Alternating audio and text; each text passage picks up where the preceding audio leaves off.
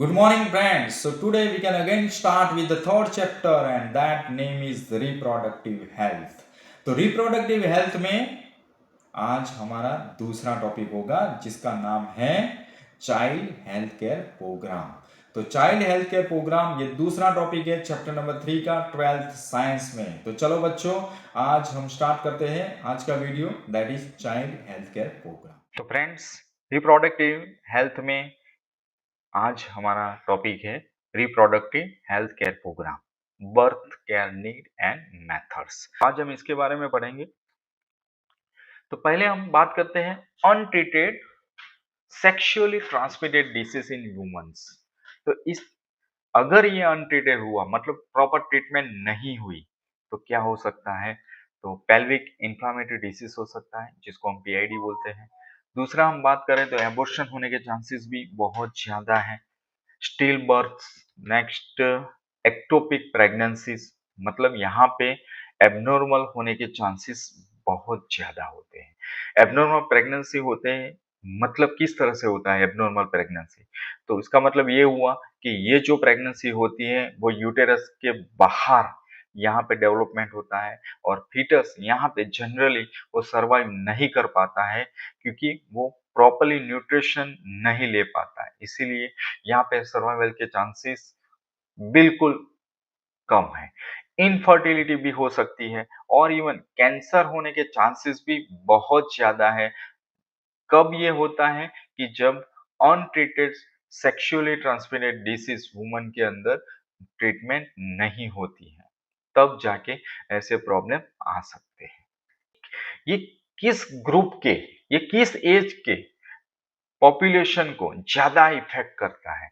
मतलब ऐसे एज वाले लोग कि जो 15 टू 24 इयर्स का जो एज है वहां पे ये होने के चांसेस बहुत ही हाई है। अब रिप्रोडक्टिव हेल्थ केयर प्रोग्राम की हम बात करें तो यहाँ पे होता क्या है कि अगर इस तरह का जो अनट्रीटेड सेक्सुअली ट्रांसमिटेड डिसीज हुआ वुमन के अंदर तो ये पूरे सोसाइटी को इन्फेक्ट करता है क्योंकि ये मेजर इश्यू है हमारी हेल्दी सोसाइटी के लिए।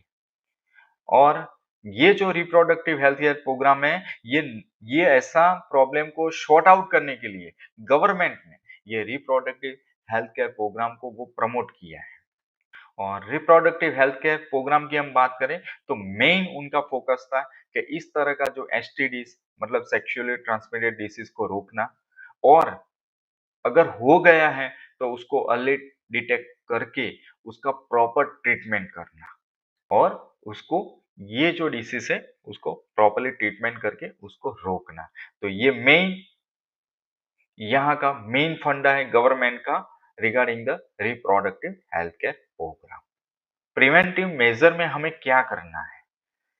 तो इस तरह का आप स्टेप लेंगे कि ज्यादा से ज्यादा यहाँ पे ये ऐसे कोई सरकमटेंस से आप बच पाओ, इसीलिए आपको क्या करना है?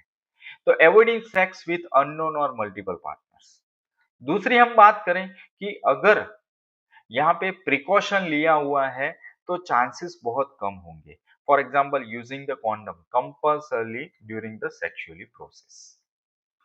अब यहाँ पे अगर कुछ हुआ है, कुछ लग रहा है, तो आपको क्वालिफाइड डॉक्टर का सीधा कांटेक्ट करके अर्ली डिटेक्शन करना है सेक्सुअली ट्रांसमिटेड डिसीज के बारे में और कंप्लीटली ट्रीटमेंट लेना है। और अगर जल्दी से ट्रीटमेंट ले लिया तो ऐसे इन्फेक्शन से आप बच सकते हो। अब बर्थ कंट्रोल क्यों चाहिए, क्यों नीड है बर्थ कंट्रोल की? पूरे सोसाइटी को हेल्दी रखने के लिए। तो यहाँ पे मेन रीजन है, तो मैं बर्थ कंट्रोल की अगर बात करूं तो यहाँ पे मेन रीजन क्या है? तो probable reason for growth rate are declining death rate. Health के अंदर हमने ज्यादा फैसिलिटी यहाँ पे अप्लाई की जिसकी वजह से हुआ क्या? डेथ रेट में डिक्लाइन हुआ, मैटरनल मोर्टालिटी रेट भी कम हो गया और इन्फेंट मोर्टालिटी रेट भी कम हो गया। लेकिन उसका सीधा इफेक्ट कहाँ पे आया? पॉपुलेशन बढ़ गया। दूसरी हम बात करें तो अकॉर्डिंग टू 2011 सेंसस तो पॉपुलेशन ग्रोथ रेट कितना परसेंटेज था? अराउंड 1.64%। ये जो 1.6% है वो एन्युअली परसेंटेज, मतलब हर एक 100 लोग में से 1.64% का इंक्रीमेंट होता है, मतलब पॉपुलेशन में इतना ग्रोथ होता है। मतलब क्या हुआ, 1000 पीपल में 16.4 पीपल का यहाँ पे इंक्रीज होता है, मतलब इतना पॉपुलेशन ग्रो हो रहा है हमारे ये कंट्रीज में। How to overcome population explosion. अब ये पॉपुलेशन बढ़ जाता है तो हम क्या कर सकते हैं, हमें ये ऐसे प्रॉब्लम से लड़ने के लिए हमें क्या क्या स्टेप उठाने होंगे। तो पहला जो सॉल्यूशन है कि हमें कुछ भी करके बर्थ कंट्रोल को कंट्रोल में लाना है। और यहाँ पे हमें क्या करना है, पीपल को मोटिवेट करना है कि वो कहां पे स्मॉलर फैमिली की ओर जाए by using the various contraceptive methods. यहाँ पे दो मेजर्स गवर्नमेंट ने यहाँ पे लिए हैं। पहला जो मेजरमेंट क्या है, उसने पहला स्टेप जो उठाया है, उसने क्या किया कि मैरिजेबल जो एज था वो फीमेल का 18 कर दिया और मेल का 21 ईयर्स कर दिया। अब दूसरी बात करें तो यहाँ पे गवर्नमेंट ने इनिशिएशन करके ऐसा बहुत सारे प्रोग्राम्स किए और वहां पे उन्होंने प्रोवाइडिंग किया incentive to the couples with smaller families. उन्होंने मोटिवेट किया जो स्मॉलर फैमिलीज है इंसेंटिव देके, ताकि पॉपुलेशन को कंट्रोल में ला सके। दूसरा एक यहाँ पे स्टेप्स हो सकता है वो है कॉन्ट्रासेप्शन। मतलब क्या है कि यहाँ पे कॉन्ट्रासेप्टिव का यूज करके यहाँ पे पॉपुलेशन या प्रेगनेंसी को आप रोक सकते हो। यहाँ पे दो मेथड है, एक है नेचुरल और एक आर्टिफिशियल मेथड है। पहले कॉन्ट्रासेप्टिव के बारे में मैं बात करता हूँ। कॉन्ट्रासेप्शन क्या है, मतलब क्या है कि फर्टिलाइजेशन को रोकना, उसका मीनिंग होता है कॉन्ट्रासेप्शन। अगर हमें ये कॉन्ट्रासेप्टिव मतलब फर्टिलाइजेशन को रोकना है, प्रेगनेंसी को रोकना है, तो हमें क्या करना है, इंटरफेयरिंग विद द ओव्यूलेशंस, फर्टिलाइजेशन को रोकना है, इम्प्लांटेशन को हमें होने नहीं देना है। अब ये ऐसे कॉन्ट्रासेप्टिव जो मटेरियल्स होते हैं उसका क्वालिटी कैसा होना चाहिए। तो पहले हम बात करें कि यूजर फ्रेंडली होना चाहिए, इजीली अवेलेबल हो हर एक जगह पे, effective and reversible with no और लेस साइड इफेक्ट होना चाहिए, does not affect the sexually life of the users. मतलब यहाँ पे सेक्सुअली लाइफ में कोई चेंज आना नहीं चाहिए, कोई इफेक्ट होना नहीं चाहिए। नेचुरली, और इसको हम ट्रेडिशनल मेथड भी बोलते हैं। बैरियर, नेचुरल और ट्रेडिशनल मेथड्स की बात करें तो बैरियर मेथड है, दूसरा है इंट्रा यूटेरिन डिवाइस। इसके बाद हम बात करें तो ओरल कॉन्ट्रासेप्टिव पिल्स मतलब tablets, next injectable implants, vaginal ring and skin patches. तो ऐसे ऐसे प्रोडक्ट है। और लास्ट जो है जो परमानेंट सॉल्यूशन वो है सर्जिकल मेथड्स। तो ये जो मेथड्स है वो प्रेगनेंसी को रोकने के लिए इतने मेथड्स होते हैं, that is contraceptive methods, that is called as contraceptive methods. तो पहला हम जो नेचुरल मेथड्स की बात करें तो उसको ट्रेडिशनल मेथड्स भी हम बोल सकते हैं। दूसरा हम बात करें कि कॉन्ट्रासेप्शन मतलब क्या है, प्रिवेंशन, रोकना। मतलब क्या है, रोकना, प्रिवेंशन। क्या प्रिवेंशन करना है, तो depends on the principle of avoiding chance of the sperms that should be met with the ovum. मतलब यहाँ पे क्या करना है कि स्पर्म सेल को एक सेल के साथ जुड़ने से हमें रोकना है। अगर वो जुड़ गए तो फर्टिलाइजेशन होने के चांसेस ज्यादा है, तो वहां पर प्रेगनेंसी होने का चांस ज्यादा रहता है। इसलिए हमें करना क्या है कि ये दोनों को मिलन करवाना नहीं है, ये दोनों मिलने नहीं चाहिए। इसीलिए कोई भी मेथड यूज करना है कि जिसकी वजह से ये दोनों आपस में मिल ना सके। अब हाउ मेनी टाइप्स, कितने टाइप्स के हो सकता है कि यहाँ पे हमें रोकना है प्रेगनेंसी को, तो कितने टाइप्स की है। तो पहले हम देखें कि कॉन्ट्रासेप्शन नेचुरल जो मेथड है वो 3 टाइप्स के होते हैं। पहला जो है मेथड वो पीरियोडिक एब्स्टिनेंस है। मतलब क्या होता है कि हमने मेंस्ट्रुअल साइकिल्स में पढ़ा था कि यहाँ पे जो कपल्स होते हैं, जो मेंस्ट्रुअल साइकिल 28 डेज का होता है, जिसमें 10 टू 17 डेज ये जो मेंस्ट्रुअल का जो पीरियड है वहां पे फर्टिलाइजेशन होने के चांसेस बहुत ज्यादा है। इसीलिए तो हम उसको क्या बोलते हैं, फर्टाइल पीरियड्स बोलते हैं। दूसरी हम बात करें तो यहाँ पे सेक्सुअल इंटरकॉर्स और मेटिंग को अवॉइड करना है, क्योंकि ये फर्टिलाइजेशन पीरियड्स है। और अगर हुआ भी रिलेशन तो प्रॉपर कॉन्ट्रासेप्टिव मटेरियल का यूज करके ही सेक्सुअली रिलेशंस करने। दूसरी बात करें तो कीटस इंटरप्ट्स, मतलब क्या है कि विड्रॉल ऑफ सेक्सुअली इंटरकोर्स। तो यहां पे होता क्या है कि विड्रॉल मतलब बाहर निकाल देना है। विड्रॉल का मतलब होता है कि यहाँ पे जो मेल पार्टनर होता है वो पेनिस को विड्रॉ कर देता है from the vagina just before the ejaculation, ताकि स्पर्म सेल है वो वजाइना के अंदर विड्रॉ ना हो। इसके बाद हम बात करें तो what is the advantage of this method, इसका मेन एडवांटेज क्या है।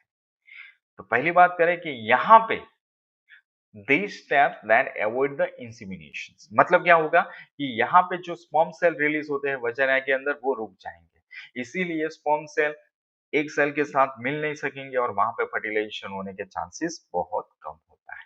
तो ये नेचुरल मेथड्स है। इसके बाद हम बात करें lactational amenorrhoea methods. Lactational methods की हम बात करें तो यहाँ पे होता क्या है कि ओव्यूलेशन जो होता है वो generally will not be occur during the period of intense lactations by the mother following fluctuations. मतलब क्या हुआ कि लैक्टेशन जब तक बच्चे को यहाँ पे फीडिंग करवाते हैं मदर, तब तक यहाँ पे चांसेस बहुत कम होते हैं फर्टिलाइजेशन के। अब कितना टाइम, मतलब क्या है कितना टाइम तक यहाँ पे फर्टिलाइजेशन के चांसेस बहुत कम है, तो 6 मंथ तक, जब तक यहाँ पे डिलीवरी होने के 6 मंथ तक यहाँ पे चांसेस बहुत कम होते हैं।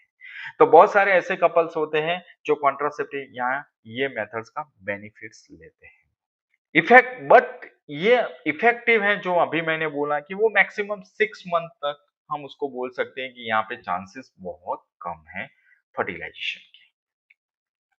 So what is the advantage of this method, तो इसका मेन एडवांटेज क्या है कि वो बहुत सारे ऐसे भी कपल्स हैं जो ये मेथड्स का एडवांटेज लेते हैं और effective that is only up to 6 month. अब हम ये छोटा सा पोर्शन के में एमसीक्यू देखते हैं। Lactational amenorrhoea is effective only up to a maximum period of option 1 8 month following parturitions, 4 month following parturitions, 6 month following parturitions and last is 2 months following parturitions। तो उसका सही आंसर क्या है बच्चों आपको देना है कमेंट करके। इसके बाद हम दूसरा एमसीक्यू की बात करें, an ideal contraceptive for the females to delay the pregnancy is option 1 barrier, IUDs that means intra uterine device, oral administration and walls. इसके बाद बात करें तो third MCQ, the chances of fertilisation are very high during option 1 from 14 to 18 day of the menstrual cycles, from 10 to 17 day of the menstrual cycles, from 16 to 18 day of menstrual cycles and last is from 8 to 14 day of menstrual cycles। तो आगे का ये topic है barrier method of contraception. तो barrier method कौन से barrier method है, तो पहले जो बैरियर मेथड की हम बात करें तो यहाँ पे स्पर्म जो होता है that should be prevented from physically meeting with the ovum, मतलब एक सेल के साथ उसका मीटिंग नहीं करवाना है, उसका कांटेक्ट नहीं होना है, that is called as barrier method. किस तरह से होगा वो बैरियर मेथड, तो यहाँ पे कौन से बैरियर्स मेथड्स होते हैं वो हम देखेंगे। तो पहला जो बैरियर है that should be use of the condoms. तो यहाँ पे दो टाइप्स के कॉन्डम्स आते हैं for the male condoms and female condoms. Condoms की बात करें तो वो किसके बने हुए होते हैं, तो यहाँ पे वो रबर और लेटेक्स सीड्स के बने हुए होते हैं। इसके बाद हम बात करें कि कॉन्डम्स जो है वो पॉपुलर क्यों है, कि पहले तो वो कवर करता है पेनिस इन द मेल और फीमेल के अंदर वो कवर करता है सर्विक्स और वजाइना इन फीमेल्स। इसीलिए क्या होगा कि यहाँ पे स्पर्म सेल और एक सेल का मिलन नहीं होगा। So that is the main function of the condoms in contraception. दूसरा क्या है दैट प्रिवेंट द एजिकुलेटेड सीमेन, मतलब स्पर्म सेल को वो यूटेरस में जाने से रोकता है, मतलब वो फीमेल के यूटेरस में जाएगा नहीं, तो वहां पे एक सेल से वो मिलेगा नहीं, तो यहाँ पे चांसेस कम हो जाते हैं फर्टिलाइजेशन के। अब इंडिया की बात करें तो easily wearable popular brand of condoms of males कौन से हैं? तो वो है निरोध। निरोध का मतलब होता है prevention, that is called as prevent.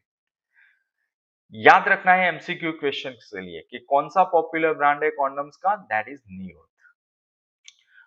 सो ये जो है वो एडिशनल बेनिफिट देता है, that provide protection from the sexually transmitted disease, मतलब सेक्सुअली ट्रांसमिटेड डिसीज से भी वो प्रोटेक्शन देता है, मतलब ये उसका एडिशनल बेनिफिट्स है, दूसरा बेनिफिट्स उसको बोल सकते हो आप। अब फीमेल बैरियर की हम बात करें तो यहाँ पे डायफ्राम, सर्विकल कैप्स, वॉल्स, ये फीमेल बैरियर है। उसका ये जो मटेरियल्स है वो कॉन्डम होता है, वो यूज एंड थ्रो होता है, वो एक ही बार आप यूज कर सकते हो, लेकिन ये जो फीमेल बैरियर मटेरियल्स है वो रीयूजेबल है। अब रीयूज करना है तो उसके साथ अदर बैरियर भी होना चाहिए, मतलब यहाँ पे स्पर्मिसिडल क्रीम्स, फोम्स, वो आप जेलीस आप यूज कर सकते हो ये मटेरियल के साथ, जिसकी वजह से माइक्रो ऑर्गेनिज्म का ग्रोथ का चांसेस बहुत कम रहता है। अब फीमेल बैरियर ये जो हमने बताया है उसका मेन काम क्या है? प्रिवेंट करना, रोकना, मतलब फर्टिलाइजेशन को रोकना उसका मेन काम है। सो एमसीक्यू देखते हैं, तो पहला जो है that is the read the following. One, both male and female condoms are disposable, ball, cervical caps and diaphragms are barrier. तीसरा है spermicidal creams, jellies and foams are used for early conceptions. And fourth, barrier are reusable and made up of rubber. तो यहाँ पे आपको इसमें से correct कौन से सेंटेंस है वो आपको ढूंढना है, और ऑप्शन है ओनली 1 and 4, दूसरा ऑप्शन है 1, 2 and 4, तीसरा है ओनली 1 and 3, और चौथा ऑप्शन है ऑल आर ट्रू। तो उसका सही आंसर क्या है वो हमें आपको बताना है। उसके बाद हम दूसरी बात करें तो इंट्रा यूटेरिन डिवाइस, वो कॉन्ट्रासेप्टिव मेथड से इंट्रा यूटेरिन डिवाइस जिसको हम आईयूडीएस भी बोलते हैं। अब इसका मेन काम क्या है? तो वो डिवाइस जो होता है वो डिवाइस है, नाम से ही पता चलता है कि इंट्रा यूटेरिन डिवाइस, वो डिवाइस है, वो आपको इंसर्ट करना है उसको यूटेरस के अंदर थ्रू द वजाइना।